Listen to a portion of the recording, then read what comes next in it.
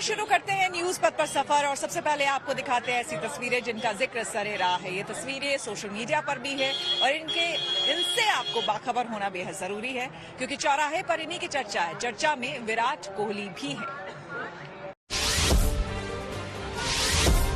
दिल्ली में शुरू हुए रणजी मैच में इंटरनेशनल मुकाबले की तरह रोमांच देखने को मिलेगा। दरअसल यहां बड़ी संख्या में दर्शक विराट कोहली को देखने पहुंचे। सुबह 6 बजे से ही कई युवा जुट चुके थे। फिर गेट खुलने से पहले ही 9 बजे तक दर्शकों की लंबी कतार स्टेडियम के बाहर लग गई थी। रेलवे के खिलाफ इस मैच में पहले दिन ही 15,000 से ज्यादा दर्शक पहुंचे। इस रणजी मैच के पहले दिन रेलवे ने पहली पारी में 241 रन बनाए, जिसके बाद दिल्ली की टीम ने एक विकेट खोकर 41 रन बना लिए। कोहली करीब 13 साल बाद दिल्ली के लिए रणजी मैच में उतरे। पहले दिन कोहली फील्डिंग करते नजर आए, लेकिन फिर उनकी बल्लेबाजी नहीं आई। अब क्रिकेट फैंस शुक्रवार का इंतजार कर रहे हैं जब कोहली बल्लेबाजी के लिए उतर सकते हैं। भारतीय नौसेना के जाबाजों ने गोवा में जल संकट पर लोगों की बड़ी मुश्किल हल कर दी। दरअसल नेवी के गोताखोरों ने बांध के अंदर जाकर उस हिस्से से रुकावट दूर की जहां से पानी रुका हुआ था। इस ऑपरेशन की कुछ तस्वीरें भी सामने आई जिनमें दिख रहा है कि कैसे इन जाबाजों ने चुनौतीपूर्ण हालात में भी बांध के गेट खोलने में कामयाबी हासिल की।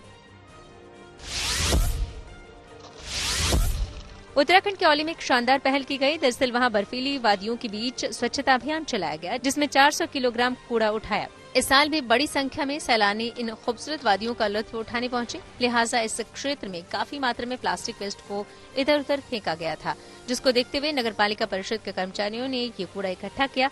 इस तरह पहाड़ भी सुंदर बने रहेंगे और पर्यावरण को भी नुकसान नहीं पहुंचेगा।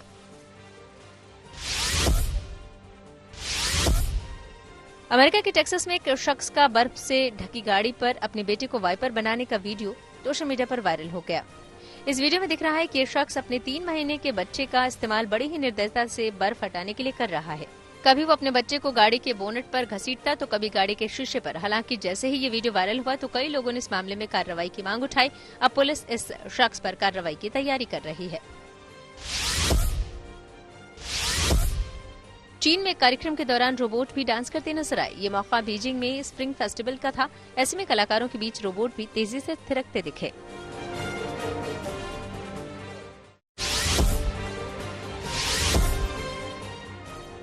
राजस्थान के बाड़मेर की कलेक्टर टीना डाबी के सामने एक शख्स ने अनोखी मांग की जो चर्चा का विषय बन गई।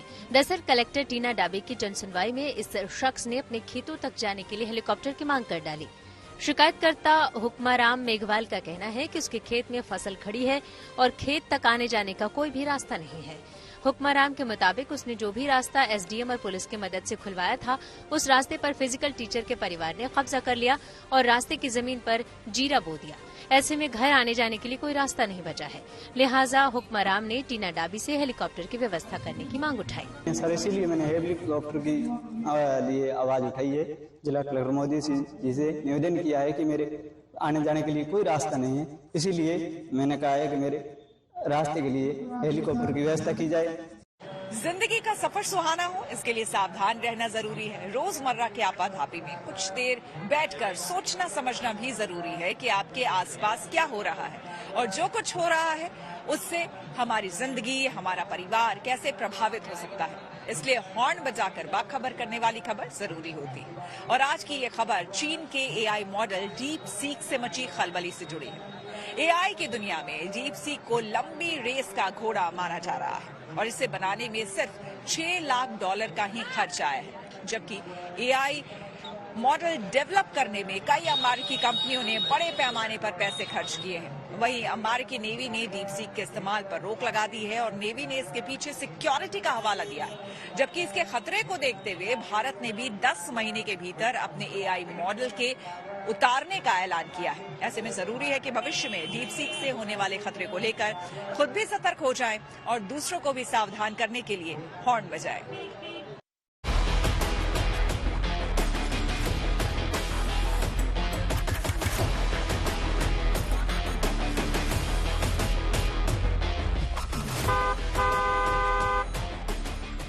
चीन के डीप सीक ने दुनिया के बड़े देशों का, यूं कहें कि एआई और चिप पर काम करने वाले देशों में खलबली मचा दी है। चीन का अपना AI chatbot deep seek market में आते ही तहलका मचा रहा है। इसने न सिर्फ टेक्नोलॉजी की दुनिया में हलचल मचाई, बल्कि एनवीडिया जैसे दिग्गज अमेरिकी कंपनी के शेयरों को भी धूल चटा दी। तकनीक के मामले में चैट जीपीटी जैसे आर्टिफिशियल इंटेलिजेंस का लोहा अभी पूरी दुनिया मानना शुरू ही कर रही थी कि चीन ने अपने डीपसीक से सभी को हैरान कर दिया। इस एआई टूल को देखकर दुनिया भर के एआई एक्सपर्ट अब सोच में पड़ गए हैं। दुनिया के देश चीन के डीपसीक को खतरे की तरह देखने लगे हैं। आशंका जताई जा रही है कि चीन अपने इस एआई टूल की मदद से लोगों का डेटा चुराने की तैयारी में तो नहीं। अमेरिका और भारत जैसे देश भी इस टूल के साथ मिलने वाली प्राइवेसी को लेकर खासे चिंतित दिख रहे हैं। कहा जा रहा है कि दूसरे चाइनीज ऐप्स की तरह ही उसका ये टूल भी लोगों के डेटा को चुरा सकता है। हालांकि ये वो सवाल हैं जिनका अभी तक कोई जवाब किसी के पास नहीं है। लोगों का मानना है कि चीन डीपसीक की मदद से फोन, लैपटॉप और कंप्यूटर में प्रवेश कर निजी जानकारियों को चुरा सकता है। डीपसीक के मार्केट में आने से पहले किसी एआई टूल को बनाने को लेकर भी कई तरह की धारणाएं थी।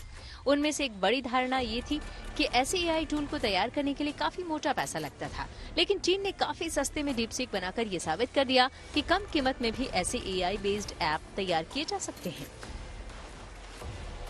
लेकिन ऐसे में सवाल उठता है कि क्या इतनी कम कीमत में बना ये टूल आपकी प्राइवेसी का उतना ही ध्यान रख पाएगा जितना कि दूसरे टूल अभी तक रख रहे थे?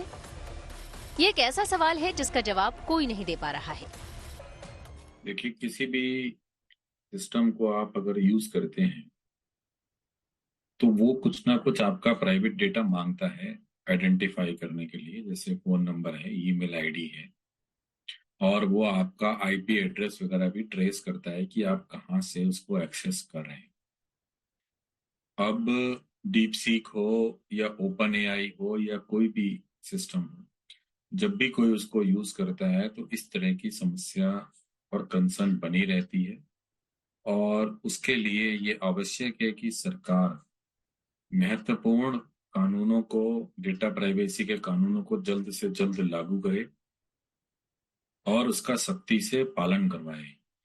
इसके अलावा ये भी आवश्यक है कि इस तरह की कंसर्न्स को देखते हुए और नागरिकों की निजता की सुरक्षा के लिए एआई और दूसरे सोशल मीडिया प्लेटफॉर्म्स को भारत में विकसित किया जाए, ताकि भारत के लोगों को बाहर के प्लेटफॉर्म को यूज करने का बहुत ज्यादा जरूरत ना पड़े और उनका डेटा और उनकी निजता सुरक्षित रह सके। चीन के एआई मॉडल ने अमेरिका में लॉन्च होते ही तमाम बड़ी कंपनियों के लिए चुनौती खड़ी कर दी है।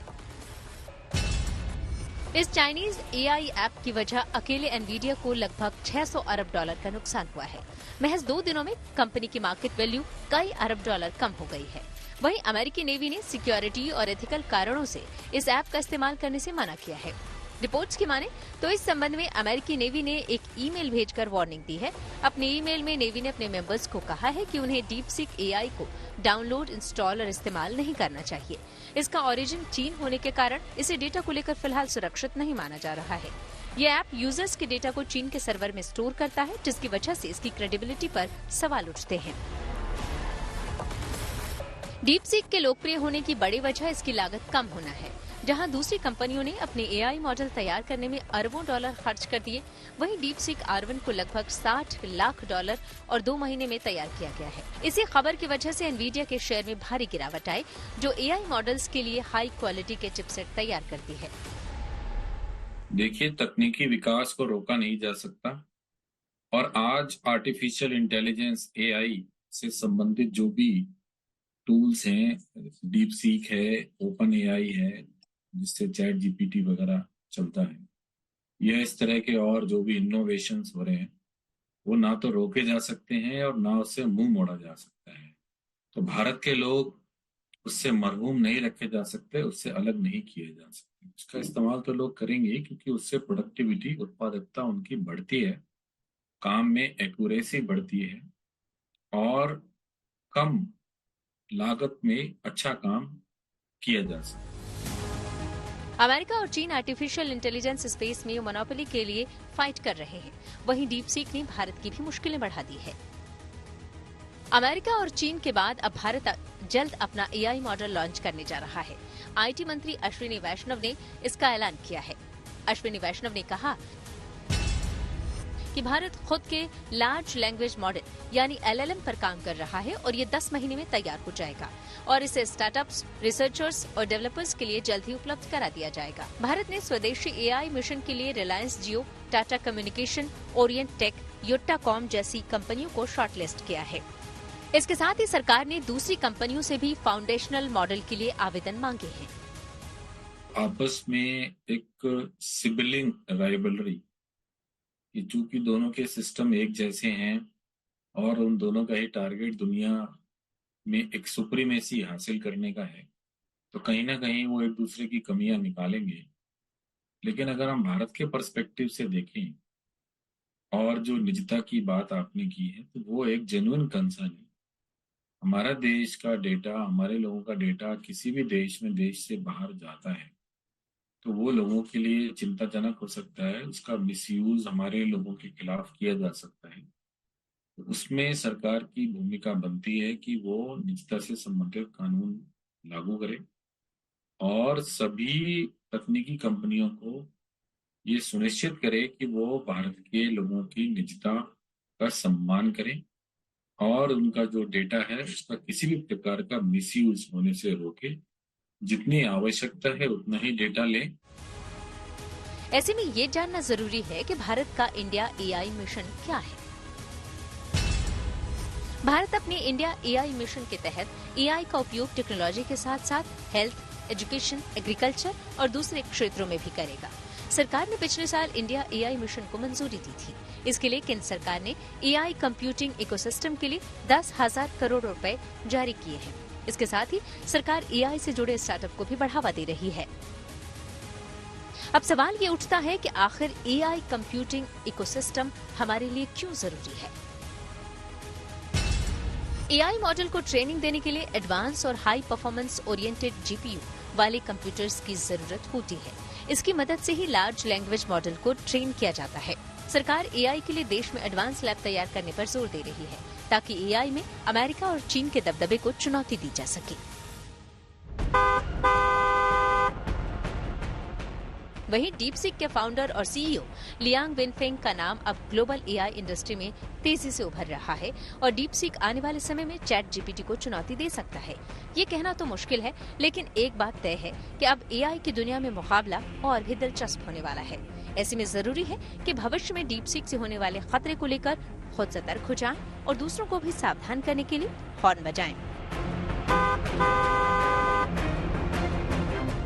Bureau report, good news today. कल से शुरू होगा संसद का बजट सत्र। आइए आपको सीधे लिए चलते हैं न्यूज एक्सप्रेसवे पर, जहां देश भर की कुछ और जरूरी खबरें कर रही हैं आपका इंतजार। संसद के बजट सत्र से एक दिन पहले सर्वदलीय बैठक हुई। इसमें बीजेपी और कांग्रेस समेत सभी दलों के नेताओं ने हिस्सा लिया। अब बजट सत्र की शुरुआत शुक्रवार से होगी। इस दौरान सबसे पहले राष्ट्रपति द्रौपदी मुर्मू का अभिभाषण होगा। वहीं फिर 1 फरवरी यानी शनिवार को आम बजट पेश किया जाएगा। वक्फ संशोधन पर बनी जेपीसी ने अपनी रिपोर्ट लोकसभा स्पीकर ओम बिरला को सौंप दी। इस दौरान कमेटी के अध्यक्ष जगदम्बिका पाल के साथ कमेटी के दूसरे सदस्य भी मौजूद रहे। अब माना जा रहा है कि सरकार इसी संसद सत्र में वक्फ मामले में संशोधन बिल पेश कर सकती है। चंडीगढ़ नगर निगम चुनाव में बड़ा उलटफेर हुआ। बीजेपी की हरप्रीत बावला वहां नई मेयर बन गई। उन्होंने क्रॉस वोटिंग के बाद 2 वोटों से जीत हासिल की। बीजेपी उम्मीदवार को 19 वोट मिले। वहीं आम आदमी पार्टी और कांग्रेस गठबंधन की उम्मीदवार प्रेमलता को 17 वोट ही हासिल हुए, जबकि उनके सदन में पार्षद ज्यादा थे। समाजवादी पार्टी ने भी दिल्ली विधानसभा चुनाव के लिए प्रचार शुरू कर दिया। दिल्ली के किराड़े इलाके में अखिलेश यादव ने रोड शो किया। इस दौरान उनके साथ अरविंद केजरीवाल भी मौजूद रहे। खबरों के एक्सप्रेसवे से आगे रुक करते हैं सियासी ढाबे का, जहां आज की सबसे दिलचस्प खबर मौजूद है। दिल्ली में यमुना के पानी में जहर मिलाने के आरोपों के बाद आम आदमी पार्टी और बीजेपी अब आमने सामने है। आज आम आदमी पार्टी के नेता यमुना के पानी से भरी बोतलें लेकर बीजेपी दफ्तर की तरफ मार्च उन्होंने किया, लेकिन पुलिस ने उन्हें पहले ही रोक लिया। वहीं केजरीवाल ने चुनाव आयोग पर सवाल उठाते हुए कहा कि मुख्य चुनाव आयुक्त पर राजनीति करने का आरोप है, क्योंकि हरियाणा सरकार पर यमुना में जहर मिलाने के आरोप के बाद आज फिर चुनाव आयोग ने केजरीवाल से 5 सवाल पूछ लिए, जिससे कि आम आदमी पार्टी तिलमिला गई है।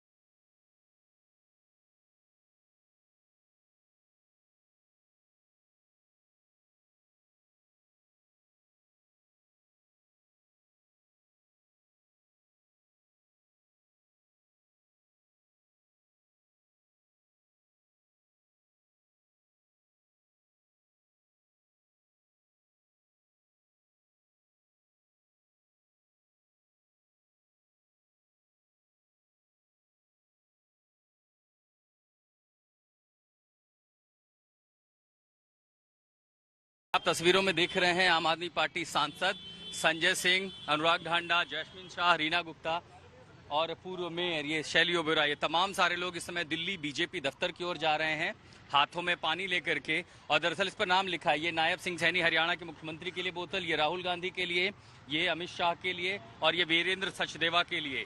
यमुना में अमोनिया का पानी मिलाए जाने को लेकर के केजरीवाल के बयान पर चुनाव आयोग ने भी नोटिस भेजा है, जवाब मांगा है। इनका काफिला बीजेपी दफ्तर की ओर बढ़ रहा था, लेकिन दिल्ली पुलिस ने इन्हें आगे नहीं बढ़ने दिया। ये पानी की बोतल देने जा रहे हैं अमित शाह को, तो आप कैसे 144 कितने में लोगों में टूटती है? 5 लोगों में ना। आप ये पानी नहीं पहुंचाने देंगे, ये पानी नहीं पहुंचाने।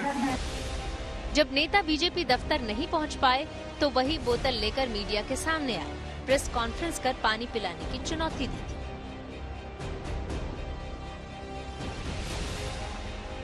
ये क्या किस तरह का प्रोटेस्ट है? आप बोतल लेके आए, नाम लिखा हुआ लेके जा रहे थे 4 लोगों को देने के लिए। अब ये पानी उन्होंने कहा हम नहीं पहुंचाने देंगे, हमने यहाँ रख दिया, ये लोग पहुंचा दे हमारी तरफ से। तो मैसेज क्या है? नाम क्यों गृह मंत्री का और राहुल गांधी का? क्योंकि ये लोग कह रहे हैं साफ पानी है, हम कह रहे हैं जहरीला पानी है, हम कह रहे हैं जहरीला पानी है। राहुल गांधी के नाम पी के दिखाएं, क्योंकि कांग्रेस पार्टी भी समर्थन कर रही है, वो कह रही है पानी जहरीला नहीं है, तो पी के दिखाएं राहुल गांधी जी भी। मुझे लगता है पढ़े लिखे मुख्यमंत्री का ये बयान अगर अनपढ़ होते तो हम ये मान सकते थे कि शायद नासमझी में या जानकारी न होने पे कर दिया है। अब साफ समझ में आता है कि ये बहुत शरारतपूर्ण दिया गया बयान है और वो कितना भी प्रयास कर लें अब इससे वो बच नहीं सकते। और मुझे लगता है कि वो तो पढ़े लिखे होने का दावा करते हैं। ये नदी की सफाई करना चुनाव आयोग का काम कब से हो गया? आम आदमी पार्टी की मुश्किल ये है जो पहले साथ थे वो भी अब खिलाफ। राहुल गांधी भी लगातार केजरीवाल को टारगेट कर रहे हैं। 5 साल पहले आए और उन्होंने कहा यमुना में मैं जाके नहाऊंगा, यमुना का पानी पीऊंगा। मैं चैलेंज देता हूं केजरीवाल जी, आप दिल्ली के लोगों को गंदा पानी पिलवाते हो, यमुना जी का पानी छोड़ो, यहां जो पानी मिल रहा है उसी को पी के दिखा दो। साफ दिख रहा है सबको कि दिल्ली में कांग्रेस का एक ही मकसद है, कैसे भी आम आदमी पार्टी को हरवाओ। कांग्रेस दिल्ली में एक भी सीट जीतने के लिए नहीं लड़ रही है, केवल आम आदमी पार्टी को हराने के लिए बीजेपी के साथ मिलकर लड़ रही है। मेरी सभी कांग्रेस के सपोर्टर से अपील है कि यदि वे कांग्रेस को वोट करते हैं तो वो एक तरह से बीजेपी को फायदा पहुंचा रहे हैं। केजरीवाल का गुस्सा बीजेपी के साथ चुनाव आयोग पर भी फूट रहा है। असल में चुनाव आयोग ने यमुना में जहर घोलने वाले केजरीवाल के बयान पर जवाब मांग लिया। इससे केजरीवाल नाराज है। ईसीआई को मैं ये कहना चाहता हूं पूरे सम्मान के साथ, उनको दिल्ली के अंदर खुलेआम पैसे बट रहे हैं वो दिखाई नहीं दे रहा। उनको दिल्ली के अंदर रोज चादरें बट रही, अभी भी बट रही है, कल शाम को भी बटी चादरें, वो दिखाई नहीं देती। हमने बताया कि पैसे किसके घर में पड़े हैं वो दिखाई नहीं देता। ईसीआई राजनीति कर रहा है। क्यों? क्योंकि राजीव कुमार को पोस्ट रिटायरमेंट 28 फरवरी को पोस्ट रिटायरमेंट उनको नौकरी चाहिए। मैं राजीव कुमार जी को कहना चाहता हूं, इतिहास उन्हें माफ नहीं करेगा। जितना कबाड़ा राजीव कुमार जी ने इलेक्शन कमीशन का किया है, मुझे लगता नहीं कि भारत के इतिहास में इलेक्शन कमीशन का इतना कभी कबाड़ा हुआ है। आप कह रहे हैं कि जहर पिया मिलाया हुआ पानी हमने रोक दिया। अरे जमुना का जल रुकता है तो गांवों में बाढ़ आती है। कोई गांव में दिल्ली वालों बाढ़ आया है क्या? अरे जोर से बोलो भैया, आया है क्या? एक केजरीवाल चुनाव में हार को जान गए हैं और इसलिए इतनी हल्की और ओछी राजनीति है।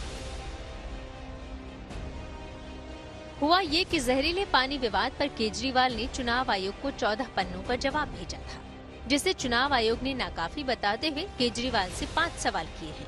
चुनाव आयोग ने केजरीवाल से पूछा, हरियाणा सरकार ने यमुना नदी में किस तरह का जहर मिलाया? जहर की मात्रा, प्रकृति और पता लगाने के तरीके के बारे में सबूत दिखाएं। वो कौन सी जगह है जहां यमुना के पानी में जहर मिला? दिल्ली जल बोर्ड के किन इंजीनियरों ने यमुना में जहर का पता लगाया? दिल्ली में जहरीले पानी को रोकने के लिए उन इंजीनियरों ने कौन सा तरीका अपनाया? इसका सीधा जवाब केजरीवाल ने अब तक नहीं दिए हैं, पर आज बोतल में पानी लेकर मुद्दे को नया ट्विस्ट जरूर दे दिया। इस बीच आम आदमी पार्टी की एक और पुरानी सहयोगी केजरीवाल के खिलाफ सड़क पर दिखी। दिल्ली में जगह जगह बिखरे कूड़े को वो लगातार मुद्दा बना रही हैं। आज वो अपने साथियों के साथ सड़क से कूड़ा इकट्ठा कर केजरीवाल के घर के सामने फेंकने पहुंची। मैं अरविंद केजरीवाल जी से कूड़ा कहाँ फेंके दिल्ली, और ये कूड़े का उखाड़ दिल्ली ने उन्हें दे रखा है ना। जैसे जैसे चुनाव नजदीक आ रहे हैं, वैसे वैसे दिल्ली की लड़ाई और दिलचस्प होती जा रही है। भले ही रोज नए मुद्दे ना मिले, पर तमाशे का नया आइडिया जरूर निकल आता है। सबकी कोशिश है कि दिल्ली की कमियों के लिए एक दूसरे को जिम्मेदार ठहराएं, ताकि जनता का भरोसा उनमें बना रहे। Bureau report, good news today. News पथ पर आगे है धन बाजार, जहां शेयर बाजार से लेकर कारोबार तक की सभी अहम खबरें होती हैं, जिसका सीधा रिश्ता आपकी आमदनी आपकी जेब से होता है। तो तेज रफ्तार खबरों के बीच ये जरूरी खबरें छूट न जाए, आइए आपको सीधे लिए चलते हैं धन बाजार।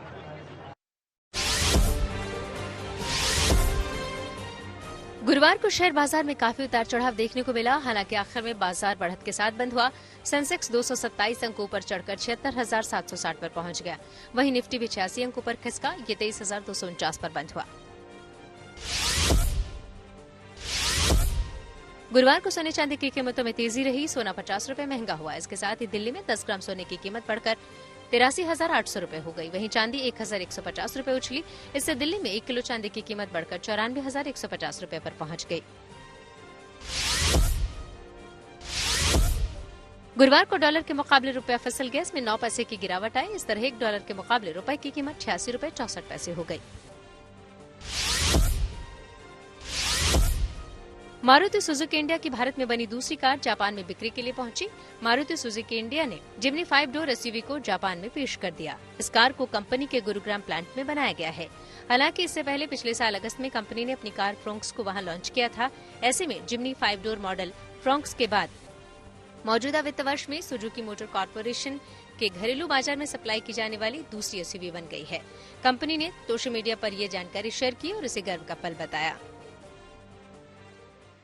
न्यूज पथ के सफर में अब सोशल अड्डा का रुख करते हैं, जहां आज बात होगी नीट पीजी की तैयारी कर रहे मेडिकल स्टूडेंट्स की, जिनके लिए सुप्रीम कोर्ट ने एक बड़ा फैसला सुनाया है। कुछ के लिए ये फैसला बुरा हो सकता है, तो वहीं कई लोगों के लिए ये फैसला अच्छा है। दरअसल मेडिकल के पीजी कोर्स में दाखिले में आरक्षण को लेकर सुप्रीम कोर्ट ने महत्वपूर्ण फैसला सुनाया है। सुप्रीम कोर्ट ने कहा है कि मेडिकल के पीजी कोर्स में डोमिसाइल के आधार पर प्रवेश दिया जाना गलत है। कोर्ट ने इसे भारतीय संविधान के अनुच्छेद 14 के तहत मिले समानता के अधिकार का उल्लंघन बताया। सुप्रीम कोर्ट में मामले की सुनवाई कर रही 3 जजों की बेंच ने कहा कि हम सभी भारत के डोमिसाइल यानी कि निवासी हैं। अलग से स्टेट डोमिसाइल जैसा कुछ नहीं है। कोर्ट ने कहा है कि हमारे पास देश में कहीं भी अपना आवास चुनने का अधिकार है, स्वतंत्र होकर अपना पेशा चुनने का अधिकार है।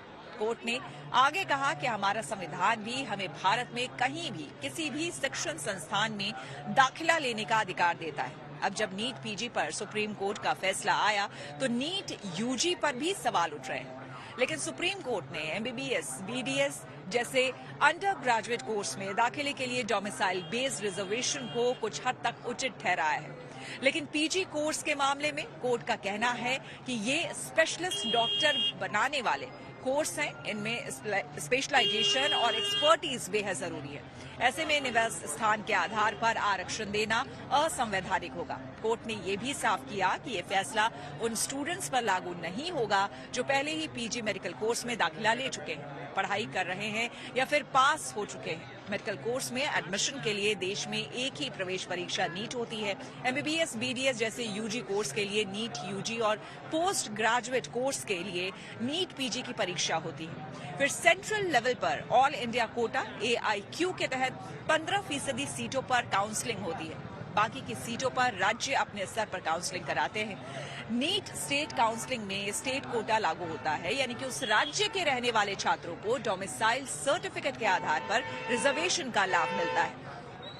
जाहिर सी बात है, नीट PG में डोमिसाइल रिजर्वेशन से जुड़ा सुप्रीम कोर्ट का फैसला स्टूडेंट्स पर असर डालने वाला है। इस मुद्दे पर हमने कुछ लोगों से बात की और उनकी राय जानी।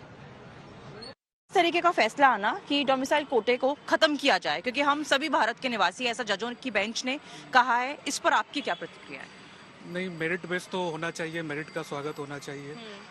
और आई थिंक सुप्रीम कोर्ट ने इस डोमिसाइल केस को भी ध्यान में रखा होगा, बट अगर मेरिट बेस्ड पे हो रहा है तो I think it is good for the country, तो ये सही है।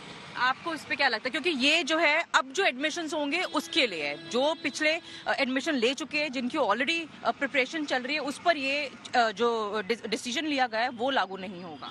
मेरे हिसाब से तो सुप्रीम कोर्ट का जो डिसीजन आया है वो एकदम मतलब ठीक है, क्योंकि आर्टिकल 14 के हिसाब से भी सबको समानता का अधिकार है। अब इससे फ़ायदा ये होगा कि पहले जो बच्चे मतलब डोमिसाइल की वजह से किसी दूसरे अच्छे मेडिकल कॉलेज में एडमिशन नहीं ले पाते थे, तो वो अब उस मतलब दूसरे स्टेट के भी अच्छे मेडिकल कॉलेज में एडमिशन ले पाएंगे। तो मेरे हिसाब से तो मतलब ये कदम सराहनीय है। ये तो छात्रों का एक नजरिया है, बट आपको इस चीज पर क्या लगता है कि इस तरीके का फैसला सुप्रीम कोर्ट ने लिया है जो परीक्षा को लेकर? मेरा व्यू दोनों से डिफरेंट है। देखिए, इक्वालिटी की बात हो रही है, आर्टिकल 14 की बात हो रही है, तो इक्वालिटी काफी चीजों को देख के बनाई जाती है, सिर्फ एक चीज से नहीं बनाई जाती ना। और अब जो मुझे लग रहा है कि स्टूडेंट जो जिनके पास पैसा है, अच्छी एजुकेशन, अच्छी कोचिंग एक्सेसिबल है, वो ज़्यादा मार्क्स लेके आएंगे। जिनको यहाँ पे आके कोचिंग दिल्ली में नहीं मिल रही है तो रह जाएंगे। तो बिफोर इक्वालिटी कम्स ह्यूमैनिज्म। तो अगर आप ह्यूमैनिज्म की बात करेंगे तो इक्वालिटी का ब्रॉडर सेंस में आप बात करेंगे। खाली इक्वालिटी कह देने से, क्योंकि हर चीज का डायमेंशन लगे, मेरे हिसाब से ये कोटा को कम कर देना चाहिए था बजाय इस कोटा को खत्म करने के। चीन की एक और कंपनी ने पेश किया AI मॉडल। टेक्नोलॉजी से जुड़ी ऐसी ही जरूरी खबरों को जानने समझने के लिए आइए आपको सीधे लिए चले डिजिटल गली।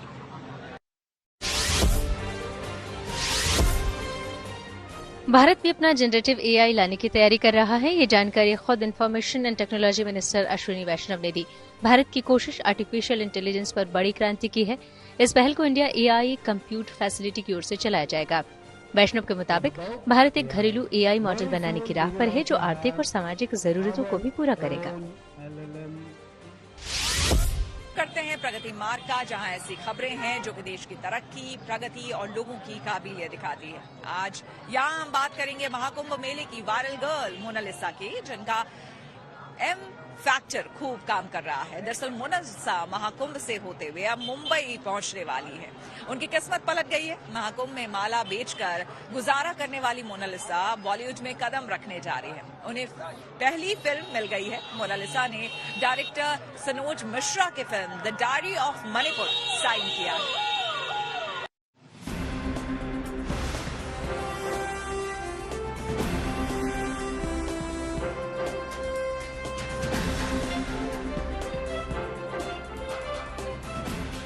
संगम की रेती पर सनातन के महामंच पर किसी को मोक्ष की तलाश है तो कोई आस्था भक्त की धुनी रमाए है, कोई पुण्य कमाकर जीवन संवारने की आस लिए पहुंचा है। इस भीड़ में मध्य प्रदेश के महेश्वर से मोनालिसा रोजी रोटी की तलाश में प्रयागराज पहुंची। माला बेच रही मोनालिसा की आंखों की वजह से कुछ ब्लॉगर्स के कैमरे ने मोनालिसा को सोशल मीडिया सेंसेशन बना दिया।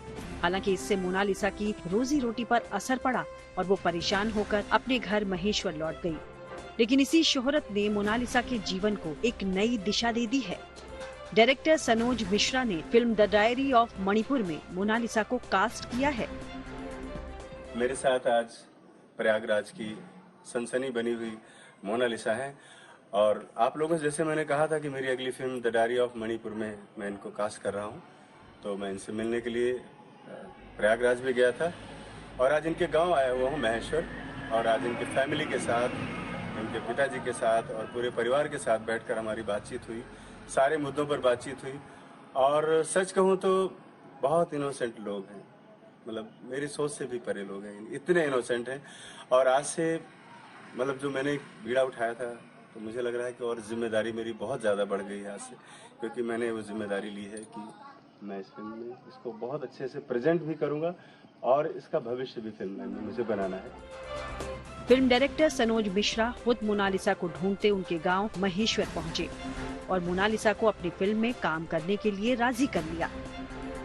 आपका बहुत बहुत धन्यवाद सर, आप मुझे ढूंढने के लिए प्रयागराज भी गए थे, मैंने देखा जी। कैसा लग रहा है? बहुत अच्छा लग रहा है। तो मेहनत करोगे ना फिल्म के लिए? जरूर मेहनत करोगी जब तो आगे बढ़ोगी ना। हाँ, बढ़ने का मन है, आगे बढ़ोगे ना? जज्बा चाहिए है? दिलचस्प ये है कि मोनालिसा महाकुंभ में आते ही खास चेहरा बन गई और माला बेचने वाली ये लड़की अब लाइट, कैमरा और एक्शन के लिए तैयार है। आशुतोष मिश्रा और उमेश रेवालिया के साथ bureau report, good news today. इसी के साथ प्रयागराज से न्यूज पथ में मेरे यानी कि श्वेता झा के साथ फिलहाल इतना ही। देश दुनिया की तमाम पॉजिटिव खबरों के लिए आप देखते रहिए गुड न्यूज टुडे।